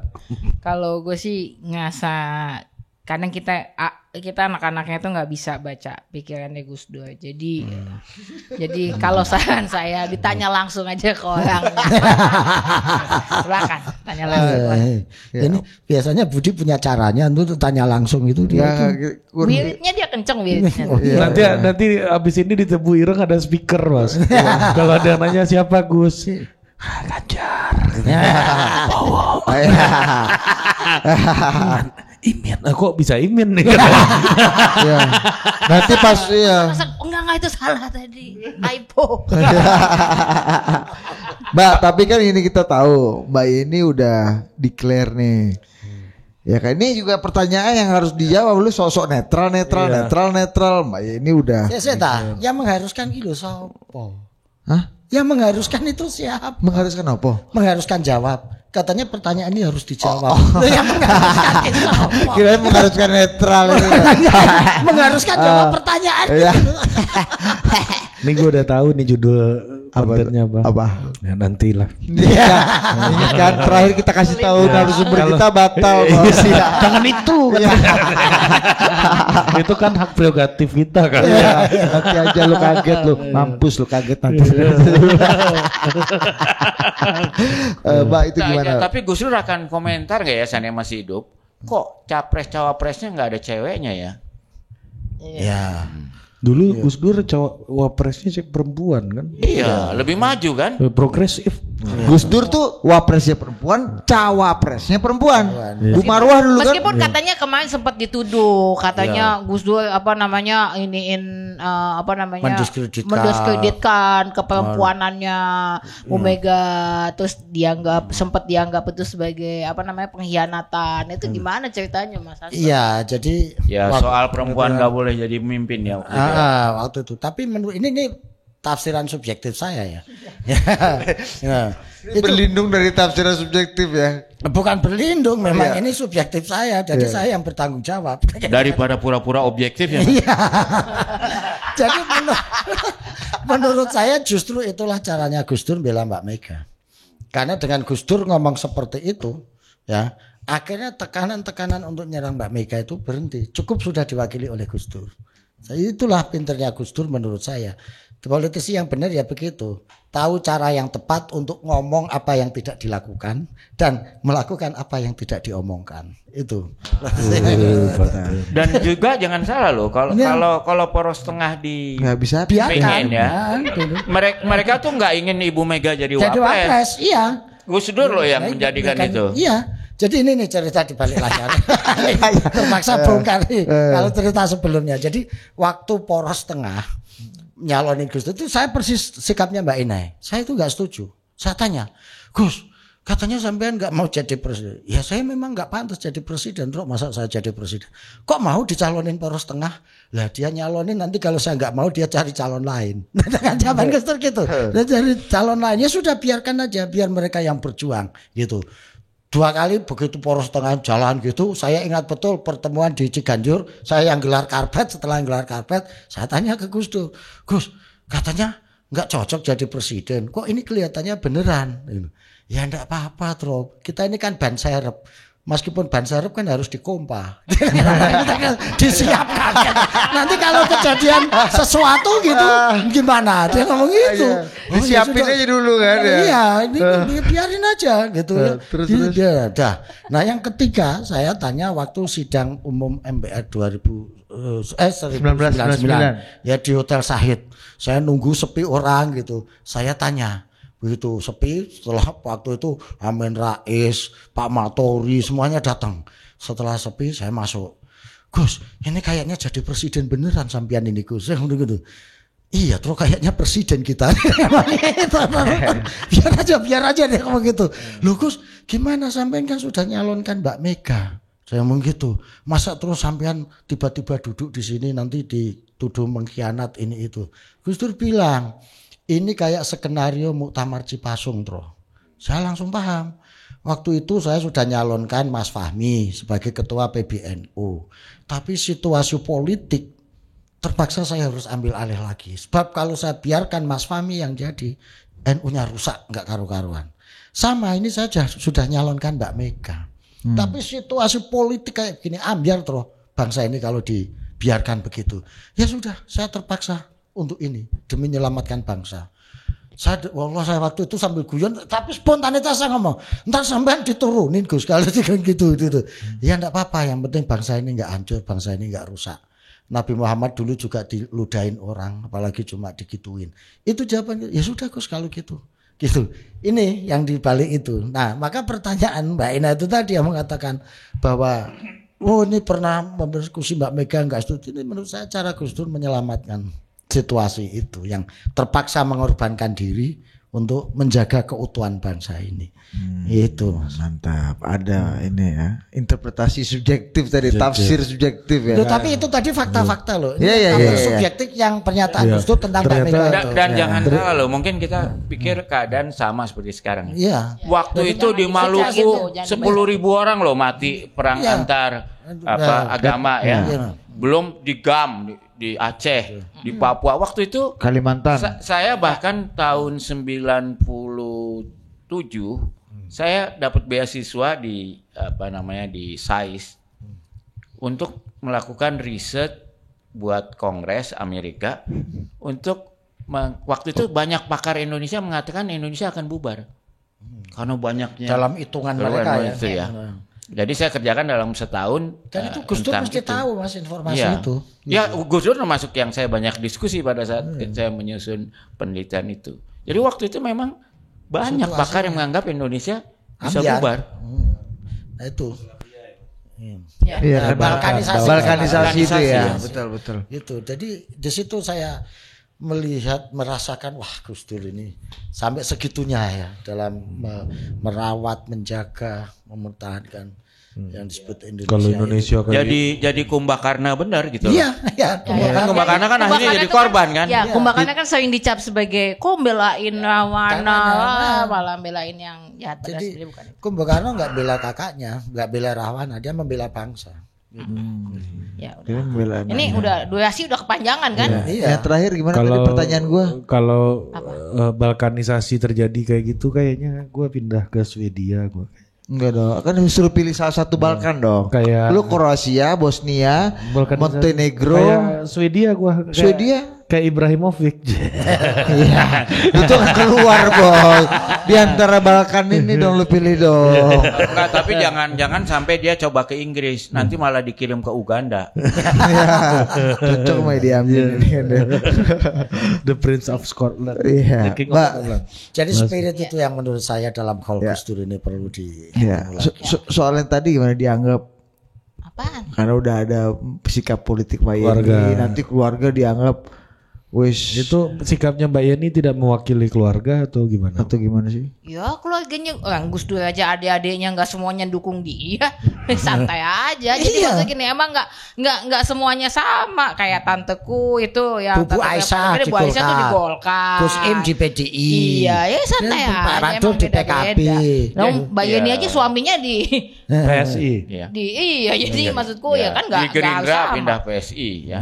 Yang fine aja. Enggak, justru itu salah satu warisan Gus Dur. Gus Dur itu punya paradigma melihat demokrasi ini benar-benaran demokrasi. Artinya ngelihat pertandingan politik tuh seperti kita lihat Liga Primer. Ya. Pertandingan tuh berlangsung terus. Kadang-kadang bisa menang, kadang-kadang bisa kalah. Yang penting pertandingannya fair. Dan berlatih untuk menang. Yang penting fair. Gus Dur itu hobinya. Saya pernah satu adegan pas lagi Piala Dunia saya nonton bola sama Gus Dur lagi nonton gitu ya. Terus habis itu tim favorit saya kalah, terus saya nangis. Terus dia bilang, nonton bola kok, makanya jangan belain tim. Itu belain apa? Belain yang mainnya paling bagus. Udah itu. Itu. Sekali lagi, jadi haul Gus Dur kapan ada apa aja? Tanggal 16 Siapa yang boleh Desember, tanggal 16 Desember 2023 di Ciganjur, siapa aja boleh datang. Kecuali nanti capres. akan ada. Ya, kalau capres datang gimana? Diusir nggak? Ya enggak lah, masa diusir. Ya, enggak, kalau diusir enggak. Disarankan nggak datang capres? Diusir enggak, cuman posisinya ditaruh di mana, nah itu yang jadi yang silakan nanti diinterpretasi sendiri gitu ya. Suruh sweet aja, suruh sweet. Tapi mungkin banget pada datang loh. Ya namanya mungkin tamu. aja, namanya tamu. Loh, jangankan menjadi capres. Prabowo itu waktu tahun 99 aja yang pertama didatengin kan ke situ. Emang iya? Waktu Iya. keadaan genting. Iya, Iya. tengah malam gue yang bukain pintu. Iya. Iya mas. Iya, gue yang Kapan bukain pintu. 98? Minta advice kan waktu Iya, itu. Gimana ceritanya? Saya Mas? bukain. Gimana ceritanya? Ya saya nggak tahu tengah malam dodok-dodok. Jam ada berapa, orang jam berapa? datang Saya kasih konteks ya. Waktu itu Amin Rais mau mengadakan sejuta umat di people Monas. power di Monas, ya kan? People power ini udah Ayo. dari dulu ya. Ya. Ternyata dari dulu awal ini ya. Ini kalau anak sekarang kayak CLBK. Iya, Kita lama belum kesampaian. Agak Maksud gini, tuman ya. Kalau hobinya emang ngumpulin orang gitu ya, mendingan jadi ini aja, jadi apa? Yo. Gitu. Ya. Nah, sementara Pak Soeharto memberi order, ya kan, bahwa at all cost nggak boleh, ya. Sampai saya ketemu, udah meninggal sekarang orangnya. Salah satu terakhir jenderal 2 bintang meninggal. Dia cerita sama saya, waduh mas, saya waktu itu juga udah stres karena dia kebetulan bukan Islam orangnya. Dia dapat tugas untuk menangkap Amin Rais, ya kan? Nah, jadi suasananya tuh udah mau banjir darah ini kan, banjir darah. Nah, kemudian waktu itu Prabowo Prakongkostrat ya. Iya, Nah, dia datang malam-malam ke Gus Dur, Diantar minta saya Pula Yusuf nasihat. waktu itu kalau nggak salah. Saya nggak ikut, begitu saya buka pintu, saya masukkan kamar, saya di luar. Cuma saya kan jadi Aman kamu yang Bali bukain Anda. pintu. Oh ketahuan. Anda mempersilahkan Prabowo masuk dalam rumah Gus Dur. saya itu kan husnudon pada semua orang. Jadi karena tamu dididik untuk menghormati tamu, datang tengah malam ya tak bukain pintu. Yang nganter Mas Saifullah Yusuf. Waktu itu juga ada Mas Iqbal, ketua Ansornya Mas Iqbal, Mas Caimin gimana? Enggak lihat aja ini kok Caimin. Kayaknya kasmaran ya. Oh buka pintu masuk itu. Ya. Prabowo masuk. Nah, masuk. Gini ya. Aduh. Mana sempat? Masuk. Atau gini deh. Buka pintu. Itu waktu itu bagiin susu juga sama makan siang kan. Atau gini, kan Pak Prabowo tok Mas Sastro buka kan? mari Pak silakan masuk. Tunggu dulu. Tunggu dulu. Yang jelas Mana Nasution? Jangan salah. Jangan melihat Prabowo yang gemoy saat ini. Ya, saat Waktu itu itu dia kan pakai seragam, dan pakai panser, dikawal panser. Mana Nasution? masuk. Kalau Gus Dur kawal banser ya, bedanya dikit. Itu masuk kan saya di luar. Nah, saya ngasih minuman kan buka masuk lagi. Saya lihat kok ya saya nggak tahu apa yang diomongin tapi Prabowo mijitin Pak Dur gitu. Nah karena ahli pencak silat dia pakai tenaga dalam gitu disiniin gitu. Kemudian ya Pak Prabowo mijitin Gus Dur terus Gus belum kita terapi ya Gus ya pakai tenaga dalam Pak Prabowo. Pak Prabowo sendiri? Waktu itu. Atau ada tentara yang enggak yang masuk Pak Prabowo dengan saya waktu itu ya dengan Saipul dan itu tadi dengan 2 orang dekatnya, saya lupa namanya. Wah gitu, ya udah, saya nggak ada urusan ya balik lagi saya waktu itu. Nah, dan akhirnya acara People Power itu nggak jadi. Jadi ya, menurut saya ya, ini mungkin apa ceritanya ya? Ini Malah dia udah tahu, enggak? Dia tahu tuh komunikasi antara pijit, terapi itu dia dengarkan kontennya. Oh artinya gara-gara pijit nih People Power nggak jadi. Enggak, Artinya paginya tuh nggak jadi namanya People Power.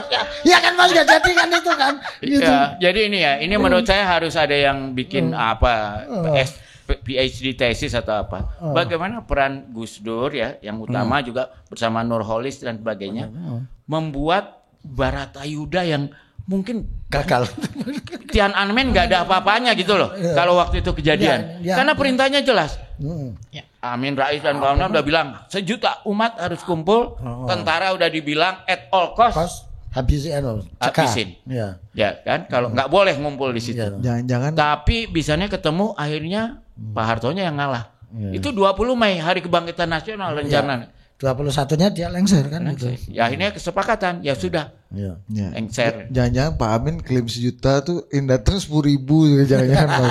Ya kalau soal klaim kan klaim jalan mundur apa segala itu biasa lah dalam politik.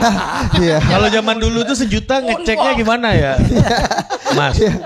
Kalau zaman dulu 1 juta tuh ngeceknya gimana? Kalau sekarang kan 1 juta tuh ngeceknya gampang. Tinggal hitung konsumsinya berapa aja. Oke, tunggu. Apa? Haul sekali lagi tadi kan kepotong. Haul tanggal 16 Desember 2023 di Ciganjur, datang aja. Nanti akan ada banyak banget, ada pertunjukan spesial. Nanti akan ada yang perform gitu ya, lawakan. Aku nggak mau ngomong itu emang surprise banget gitu ya. Kayaknya dia emang dunianya lawak 24 jam gitu. Jadi ditunggu aja. Ya nanti salah satu juga akan ngomongin demokrasi karena kita akan emang benar-benar akan balikin. Ini bukan masalah pilih siapa, bukan itu fokusnya. Demokrasi itu jauh lebih besar daripada itu. Itu yang mau dibalikin. Nanti salah satunya yang akan memberikan tausiah adalah Ibu Nyai Karlina Supeli. Jadi ingat salah satu buku favoritnya Gus Dur adalah Mati Ketawa ala Rusia ya. Dan yang kalau saya pikir kenapa kita harus datang sebenarnya bukan hanya karena Bu Karlina, stand up comedian terbaik menurut saya di Indonesia saat ini. Coba siapa? Tahu nggak? Nggak tahu. Nah, itu dia. Siapa? Enggak Ya, itu diumbang itu lebih ke jual bapaknya aja makanya dia bisa begitu. Enggak, itu lebih ke backingan kuat aja Mas. Yang lain nggak punya backingan. Ya makanya dia lucu karena dia berani. Kenapa dia berani? Karena backingan kuat. Itu aja kausalitasnya di situ Mas. Saya terus agak khawatir karena bisa-bisa nanti acara ini jangan-jangan tidak diberikan izin karena itu tadi berbahaya. Gimana kalau orang mati karena ketawa? Nggak berani Mas. Lurah Ciganjur nggak berani nggak ngasih izin Mas. Oke, terima kasih. Sampai jumpa di Haul Gus Dur. Tenang.